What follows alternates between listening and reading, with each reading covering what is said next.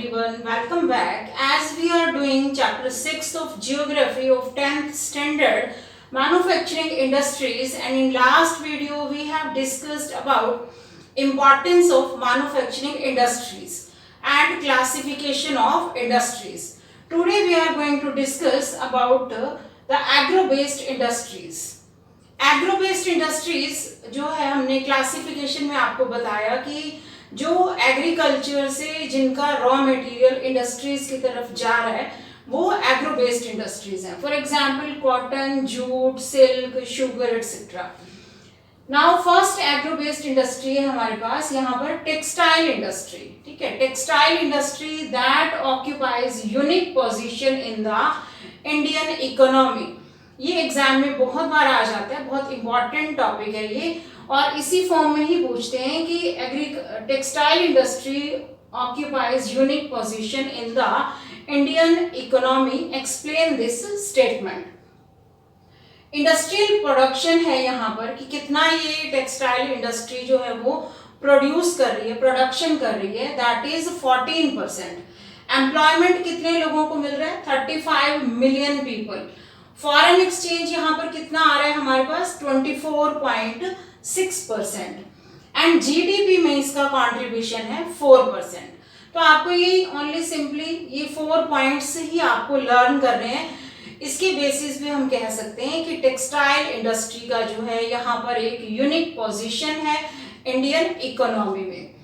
Cotton textiles की जब भी टेक्सटाइल इंडस्ट्री के जो प्रोसेस होते हैं, लाइक जो कॉटन है, कॉटन से कॉटन फाइबर बनाया जाता है, फिर इस फाइबर को स्पिन करके उससे यान यानी धागा बनाया जाता है, धागे को फिर आगे डाई करके और फिर उससे फैब्रिक बनाया जाता है, फैब्रिक से फिर आगे मतलब उसे गारमेंट बनाया जाता है और उसकी फिनिशिंग की जाती है. तो मतलब बहुत सारे प्रोसेसेस होते हैं.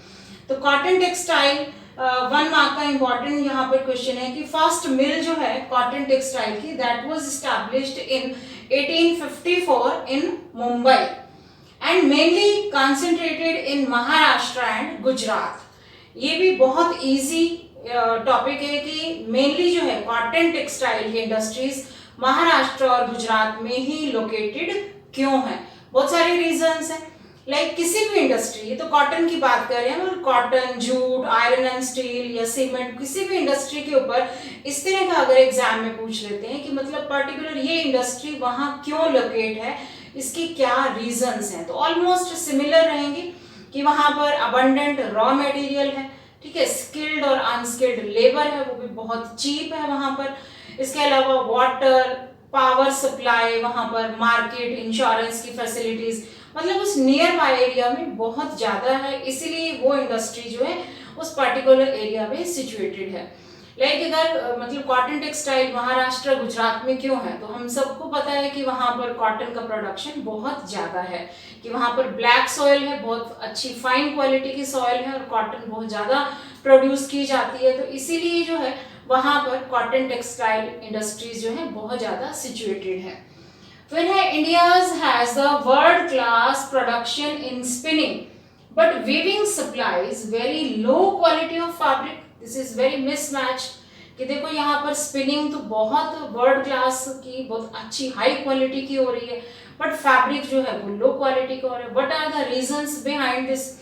कि यहाँ पर जो भी स्पिनिंग कोई आज के समय से नहीं हो रही, बल्कि जब इंडस्ट्रियलाइजेशन नहीं था और जो इंडिया में बहुत अच्छी क्वालिटी की कॉटन प्रोड्यूस की जाती थी ब्रिटिशर्स के टाइम पर भी और कॉलोनियल पीरियड से पहले भी, तब भी इंडिया में जो है बहुत फाइन क्वालिटी की कॉटन प्रोड्यूस की जाती थी, बहुत अच्छी क्वालिटी का धागा बनाया जाता था और वीवर्स जो है उससे बहुत फाइन क्वालिटी का कपड़ा बनाते थे.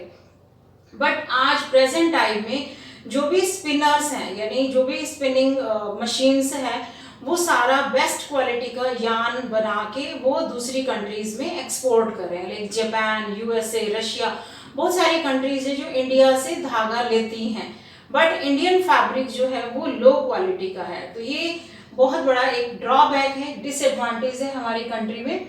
And weaving is done by handloom, powerloom and in mills, यानी 3 वेज में जो है यहाँ पर वीविंग की जाती है, हैंडलूम में भी, पावरलूम में भी और मिल्स में यानी फैक्ट्रियों में भी.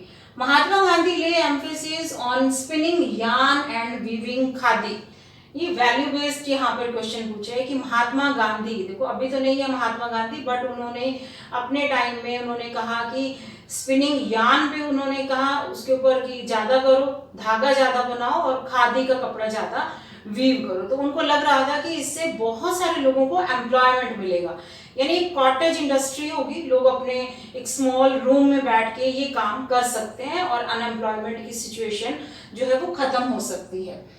नेक्स्ट है कॉटन टेक्सटाइल इंडस्ट्री के बाद जूट इंडस्ट्री। ये भी एक एग्रो बेस्ड इंडस्ट्री है कि जूट जो है वो फार्म्स में प्रोड्यूस किया जाता है और जूट इंडस्ट्रीज में वहां पर जूट सप्लाई किया जाता है एज ए रॉ मटेरियल, और फिर उस जूट से बहुत सारी चीजें बनाई जाती हैं वहां पर, मतलब कारपेट्स, बोरियां और बैग्स, ठीक है, बहुत सारी चीजें जो हैं वो जूट से ही वहां फैक्ट्रीज में बनाई जाती हैं।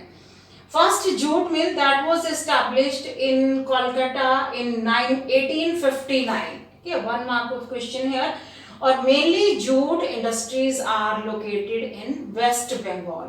जैसे कॉटन की इंडस्ट्रीज महाराष्ट्र और गुजरात में है, ऐसे जूट की इंडस्ट्रीज कहाँ है, वेस्ट बंगाल में, क्योंकि वेस्ट बंगाल में जो हुगली रिवर है उसके अराउंड जो भी एरिया है वहां पे जूट का प्रोडक्शन बहुत हाई है, बहुत लार्ज है, और वहां पर स्किल्ड और अनस्किल्ड लेबर है, बहुत चीप लेबर है, वाटर की फैसिलिटी यानी अबंडेंट वाटर अवेलेबल है वहां पर, मार्केट है उस जगह पर, ट्रांसपोर्टेशन फैसिलिटीज अवेलेबल है। तो वही सेम ऑलमोस्ट रीजंस हैं जो ऑलमोस्ट मतलब सभी टॉपिक्स के ऊपर यही सेम पॉइंट्स आप राइट कर सकते हो कि जूट मिल जो है वो मतलब वेस्ट बंगाल में क्यों है और कॉटन की मिल जो है महाराष्ट्र में क्यों है।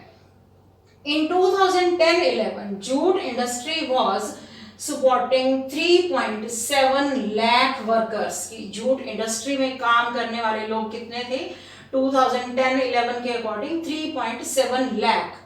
ओके, एंड ये तो डायरेक्टली वहां पर इंडस्ट्रीज में काम कर रहे थे, बट जो another 40 lakhs that were small and marginal farmers who engaged in jute production, की जो खेतों में काम कर रहे हैं वो भी कम से कम यहाँ पर जो है 40 लाख स्मॉल और मार्जिनल फार्मर्स हैं जो जूट का प्रोडक्शन कर रहे हैं। यानी कि जूट इंडस्ट्री और जूट का प्रोडक्शन बहुत सारे लोगों को रोजगार दे रहा है।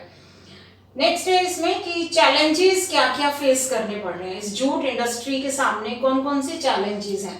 फर्स्ट है स्टिफ कंपटीशन ये फेस कर रहा है from international market and from international market में जो सिंथेटिक फाइबर्स हैं वो इसके क्या है, सब्स्टिट्यूट हैं, यानी लोग जो हैं जूट को यूज ना करके सिंथेटिक फाइबर्स को यूज कर रहे हैं। तो यानी सिंथेटिक फाइबर इसका एक जो सब्स्टिट्यूट है वो एक कॉम्पिटिटर, इसके साथ उसको स्टिफ कंपटीशन करना पड़ रहा है। दूसरा जो है अनदर कंट्रीज हैं जो इसके सामने कॉम्पिटिटर हैं, लाइक यहाँ पर बांग्लादेश, ब्राजील, थाईलैंड की इन कंट्रीज में भी जूट का प्रोडक्शन बहुत ज्यादा होता है, क्योंकि इंडिया का जो है सेकंड प्लेस है बांग्लादेश के बाद, यानी सबसे ज्यादा जूट का प्रोडक्शन कहाँ होता है, बांग्लादेश में। इंडिया की जो पोजीशन है वो सेकंड है। नाउ जो इसके सब्स्टिट्यूट के साथ मतलब इसका कंपटीशन है। नेक्स्ट है internal demand has been increase due to government policy of mandatory use of jute packing.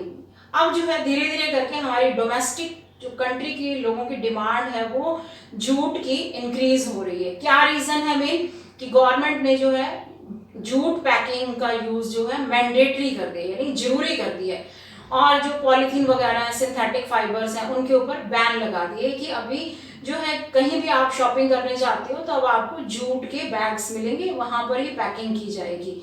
तो तब से लेके जब से गवर्नमेंट ने ये पॉलिसी बनाई है तब से लेके जूट के प्रोडक्शन में थोड़ी सी इंक्रीजमेंट यानी इंक्रीमेंट हुआ है। Now the national jute policy 2005, 3 mark का इंपॉर्टेंट यहाँ पर टॉपिक है, क्वेश्चन पूछ लेते हैं एग्जाम में कि national jute policy that was started in 2005, इसके मेन ऑब्जेक्टिव्स क्या हैं, क्योंकि देखो अब जूट की डिमांड बढ़ रही है तो जूट के प्रोडक्शन पर हमने ध्यान देना है। तो मेन ऑब्जेक्टिव है इंक्रीजिंग प्रोडक्टिविटी, कि जूट के प्रोडक्शन को हमने बहुत बढ़ाना है। नेक्स्ट है इम्प्रूविंग क्वालिटी, जूट की क्वालिटी को इम्प्रूव करेंगे, क्योंकि वर्ल्ड मार्केट में बहुत सारे दूसरी कंट्रीज हैं जिनके साथ हमारा कॉम्पिटिशन है, तो इसकी क्वालिटी को हमें इम्प्रूव करना है। Ensuring good prices to jute farmers, कि वो जूट फार्मर्स, जो फार्मर्स जूट ग्रो कर रहे हैं, उनको बहुत अच्छी कीमत मिले, तभी उनको जो है कुछ फायदा नजर आएगा, लगेगा कि हाँ इसमें हमारा प्रॉफिट होने वाला है, तो वो जूट का प्रोडक्शन करेंगे।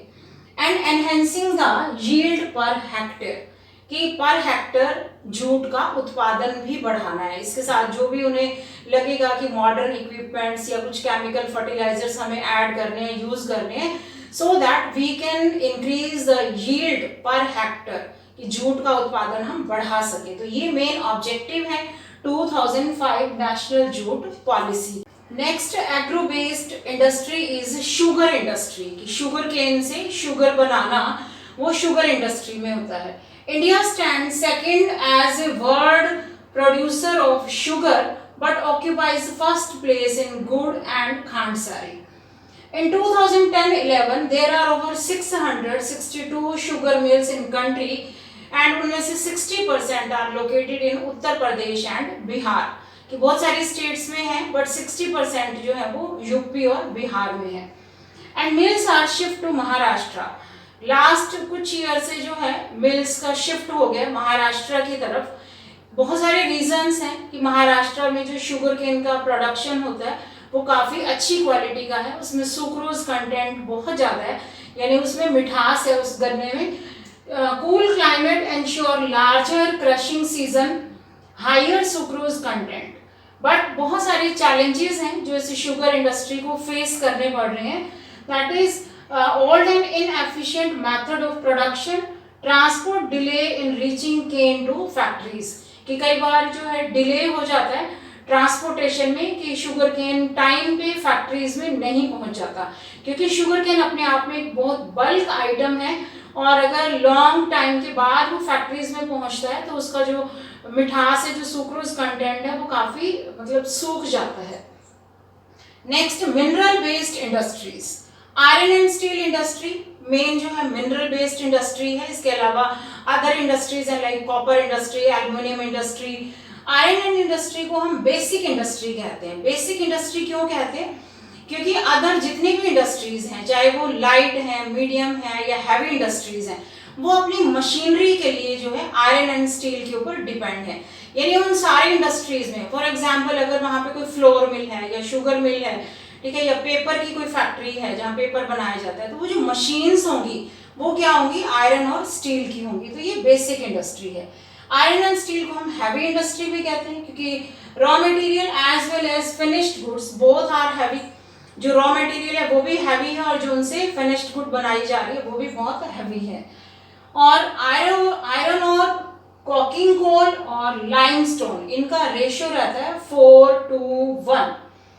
छोटा Nagpur plateau has maximum concentration of iron and steel, कि वही सेम उसी तरह का ही क्वेश्चन है कि जैसे कॉटन की मिल्स महाराष्ट्र में है और जूट की मिल्स बांग्लादेश में है, ऐसे ही आयरन एंड स्टील की इंडस्ट्री जो है वो छोटा नागपुर प्लेट्यू में। तो सेम रीजन आएंगे कि वहाँ पर चीप स्किल्ड और अनस्किल्ड लेबर है, वाटर फैसिलिटी है, ट्रांसपोर्ट फैसिलिटी है, एनर्जी है, वहाँ पे सप्लाई है एनर्जी का बहुत ज़्यादा। ओके, नेक्स्ट है यहाँ पर India is an important iron and steel producing country but not able to perform our full potential largely due to, कि इंडिया जो है वर्ल्ड में इसका बहुत अच्छा स्थान है आयरन एंड स्टील के प्रोडक्शन में, बट फिर भी कहीं ना कहीं अपने पोटेंशियल से कम प्रोडक्शन कर रहा है। बहुत सारे रीजंस हैं। इंपॉर्टेंट क्वेश्चन है यहाँ पे कि high cost and limited availability of coking coal, कि एक तो इसकी हाई कॉस्ट है, दूसरा जो है कॉकिंग कोल जिसका रेशियो रहता है 2 इसको बनाने में, तो उसकी अवेलेबिलिटी बहुत कम है।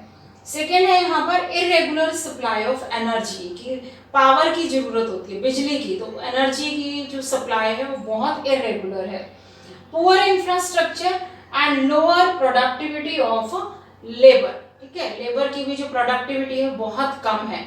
अब जब इसका स्टील का प्रोडक्शन किया जाता है तो इसकी इंटरनल डिमांड भी बहुत कम है, क्योंकि इसके बहुत सारे सब्सटीट्यूट्स यूज किए जाते हैं लाइक ग्लास या फिर बहुत ज़्यादा मतलब जो प्लास्टिक के यूटेंसिल्स हैं, मतलब इसकी जगह पर बहुत सारे इसके सब्सटीट्यूट्स ने मार्केट में जगह ले ली है। तो ऑब्वियस है कि इंटरनल डोमेस्टिक डिमांड भी इसकी काफ़ी कम है, तो इसकी वजह से इंडिया में जितना पोटेंशियल है उससे कम प्रोडक्शन हो रहा है। तो आज तक हम इतना ही टॉपिक इस वीडियो में कवर करने वाले हैं। तो नेक्स्ट वीडियो में हम लेंगे कि अदर जो भी एग्रो बेस्ड जो मिनरल बेस्ड इंडस्ट्रीज हैं और इंडस्ट्रीज का एनवायरनमेंट के ऊपर क्या इफेक्ट है, मतलब कितना जो पॉल्यूशन क्रिएट हो रहा है और पॉल्यूशन को कम करने की क्या मतलब जो मेथड्स हैं वो कौन से हैं। तो मिलते हैं नेक्स्ट वीडियो में नेक्स्ट जो कमिंग टॉपिक है उसके साथ। तब तक के लिए गुड बाय।